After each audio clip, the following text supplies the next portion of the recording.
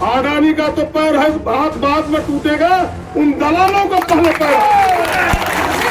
जिस दिन हम हुसील बजाएंगे, अडानी का एक आदमी ना तो बाहर जाएगा, ना तो एक कोयला बाहर जाएगा।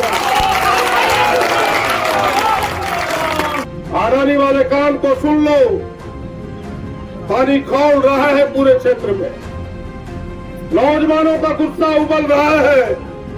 50,000 लोग इकट्ठा होगा, कम से कम 50,000 गारंटी के साथ कह सकते हैं कि भाई अडानी दुनिया में अगर 10 शक्तिशाली कोई कॉर्पोरेट घराना तो उसमें से एक है, और उससे लड़ना थोड़ा कठिन है। उसके पास सब चीज है, उनके पॉकेट में, झोली में प्रधानमंत्री है, उनकी झोली में देश का बड़ा खजाना है। जो सिपाही अब मेरे पक्ष में खड़ा है, तुरंत लाठी लेके उसके पक्ष में खड़ा हो गया। नहीं देहातम बोले छो तेल गरम मत, हम तुरंत तेल लगाते। तो ये सब चीज कर सकता है, लेकिन जो हक और अधिकार है या जो छोटी सी चीज है हम लोगों की, उसे जब छीनता है तो फिर इतना आक्रोश पैदा होता है कि उसका मुकाबला अडानी से बड़ा पावर भी नहीं कर सकता। और इसलिए जब मैं कल इनकी बात सुना, इन्होंने लिखित मुझे आवेदन दिया, सबको पता है कि भाई हम इन चीजों के खिलाफ रहते हैं, लोगों को न्याय मिले, हम न्याय के समर्थक हैं। ठीक है, लोग कंपनी बैठ गई, कंपनी ने जो वादे किए थे उन वादों को पूरा नहीं किया, उसके लिए अलग फोरम में आपने देखा होगा कि अभी विधानसभा में भी हमने इस विषय को उठाया। उसकी लड़ाई हम इसके दरवाजे पर नहीं लड़ना चाहते, उसकी लड़ाई अलग है। सरकार ने चीफ सेक्रेटरी की अध्यक्षता में कमेटी भी बनाई है जिसकी जांच भी होगी। लेकिन जब मैंने आप सबकी तकलीफ को देखा तो हमें लगा कि एक बार फिर से अडानी के दरवाजे पर हमें जाना होगा, और इसलिए आपके बीच आया हूं।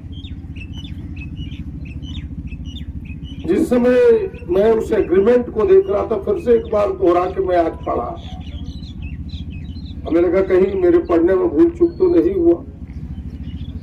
तो ये बातें स्पष्ट है उसमें, खास करके रैयतों के लिए, कि भाई मुआवजे के अलावे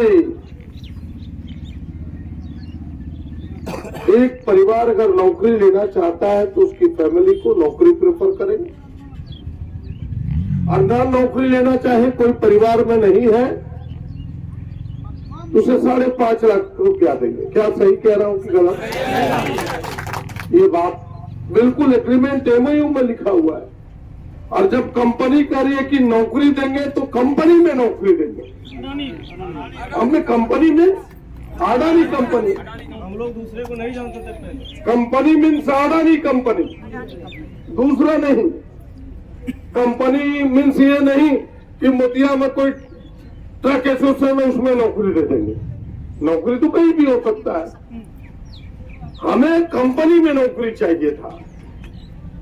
लेकिन उस समय भी मैंने पहले ही कहा कितनी शक्तिशाली है, इतना मजबूत लोग है कि दबाव बनाता है, हम छोटे लोग हैं, हम झुक जाते हैं। उस समय भी लोगों ने कहा, हमने बात उठाई, शासन प्रशासन उसके तरफ खड़ा हो जाता है, हम सब मजबूर हो जाते हैं, लाचार व्यक्ति। हम सबों ने मान करके इसकी ही बात मानते हुए बोला कि नहीं, अडानी का ही पार्ट है। कौन कंपनी था? एनोक, जो आउटसोर्सिंग, बोला एनोक अडानी का ही पार्ट है, जबकि पता था कि उसका कोई पार्ट नहीं, वो आउटसोर्सिंग कंपनी है, बिल्कुल स्वतंत्र एजेंसी है। और आप सबको सुन के आश्चर्य होगा कि उस कंपनी ने अभी कितने के पैसे की कटमनी किया है, तब उसे हटाया है। वो इसकी कंपनी नहीं है। एक तो पहले एनोक में रखा, और फिर एनोक से एकाएक बिना मेरे कंसेंट का हटा देना, रातों रात। यह तो मनमानी है। लगता है कि अब ये कॉर्पोरेट घराना नहीं, ये फिर से जमींदार की तरह अपने आप को ट्रीट करता है हम लोगों के साथ।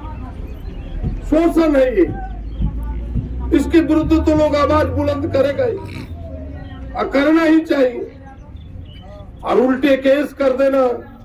और मैं तो सुनते रहता हूं यहाँ की कहानी कि जो लोग इनके बाहर के लोग हैं, जो इनकी कंपनी में काम करने वाले लोग हैं, वो अलग दर्जे का है। और हमारे लोग जो स्थानीय लोग हैं, जो रैयत लोग हैं, जो स्थानीय नौजवान है, वो अलग दर्जे का, दोयम दर्जे का है। उनके पीने की पानी व्यवस्था अलग, उनके वेतन अलग, उनके बैठने का जगह नहीं, खड़े खड़े काम करो, कोई सुविधा नहीं। ये कैसे हो सकता है? ये तो अभी थोड़ा सा चिंगारी है। मैं तो अडानी में काम करने वाले तमाम लोगों को कहना चाहता हूं कि शोषण से मुक्त होना चाहते हो, लोहा गर्म है, मारो हथौड़ा, फैसला और पार करो। इससे मेरे इशारों को समझो, वरना ये जमींदार है, लात का देवता बात से नहीं मानता। ऐसे लोग हैं ये लोग। बताइए क्या तमाशा है। हम तो एक बच्चे से पूछते हैं कि कितना देर काम करे थे, कि जब 11 घंटा तक कहो कौन ने करना चाहिए। हमने 11 घंटा कहो कौन ने, मतलब 12 घंटा। अब वेतन कितना? 11,000, 12,000, बताइए। 9,500, 8,000, 8,000 बोला ये। और उसका देखिए जो कुर्सी तोड़ रहा है आकर के गुजरात से, उड़ीसा से, बंगाल से, और दुर्भाग्यपूर्ण है कि संडे को छुट्टी है। और उसका लाखों लाख रुपया है।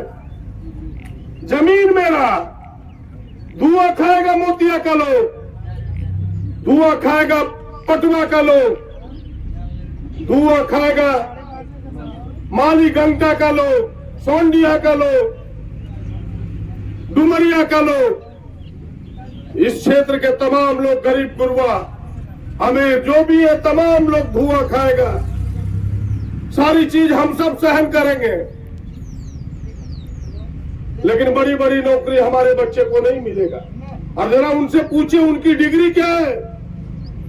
वो भी तो सिंपल पास है, एमबीए कोई है, कोई बस यही सामान्य, कोई इंजीनियर है। यहाँ के इंजीनियर को वो दर्जा नहीं मिलेगा। ये शोषण है। इस शोषण के खिलाफ मैं बधाई देता हूं तमाम नौजवानों को जो, और इन बहनों को जो भूख हड़ताल पर बैठे हैं, कि आपने लड़ने की चिंगारी जलाई है। आज न कल ये सोना बनेगा, और आप हिम्मत मत हारिए। पूरी सरकार आपके साथ है। मैं आज बात किया हूं मुख्यमंत्री आपसे, बोला हम न्याय दिलाएंगे। आज हमने उपायुक्त से भी बात की, भाई आपकी ड्यूटी बनती है कि आपके यहाँ शोषण होगा, मजदूरों का शोषण होगा, रैयतों का, क्योंकि यहाँ के स्थानीय सरकार तो डीसी ही हुआ करता है। डीसी ही हमारी जमीन लिया है, चाहे कोई डीसी रहे। उस समय जमीन लेने का अधिकार भूमि अधिग्रहण में उपायुक्त को ही है। डीसी ने भी सकारात्मक रूप दिखाया है। फिर हम इस समस्या का समाधान करेंगे बातचीत के माध्यम से। तो हमने कहा कि हम झगड़ना नहीं चाहते, हम भी बातचीत के माध्यम से इसका समाधान चाहते हैं कि कोई डायलॉग हो, कोई बातचीत हो आपस में, वरना ये लड़ाई छोटी मोटी नहीं है। और आज तो ये 80-90 लोग बैठे हैं। अडानी वाले कान को सुन लो, पानी खौल रहा है पूरे क्षेत्र में। नौजवानों का गुस्सा उबल रहा है। जिस दिन हम हुसील बजाएंगे, अडानी का एक आदमी ना तो बाहर जाएगा, ना तो एक कोयला बाहर जाएगा। केवल हुसील बजाने की देरी है। जिस दिन हुसील बजा देंगे, कोई ताकत नहीं है कितनों पैसे वाले हो जाओ। 50,000 लोग इकट्ठा होगा, कम से कम 50,000 गारंटी के साथ कह सकते हैं कि जब केवल हुसील बजा देंगे तो कितना गुस्सा है इस कंपनी के प्रति। लेकिन हम सावधान करने के लिए आ जाए, यह जो इन बच्चों को आपने हटाया है, इन्हें स्व सम्मान फिर से वापस करो। तुम्हें दूसरी कंपनी में भेजना था, इनसे बात करते। इनसे लगता कि भाई ऐसे करते रहोगे फिर 6 महीने में बदल दोगे, इनका तो ब्रेक होगा सेवा। तुम बात करते कि क्या रास्ते हैं, इनसे सहमति लेते, कंसेंट तो जरूरी है।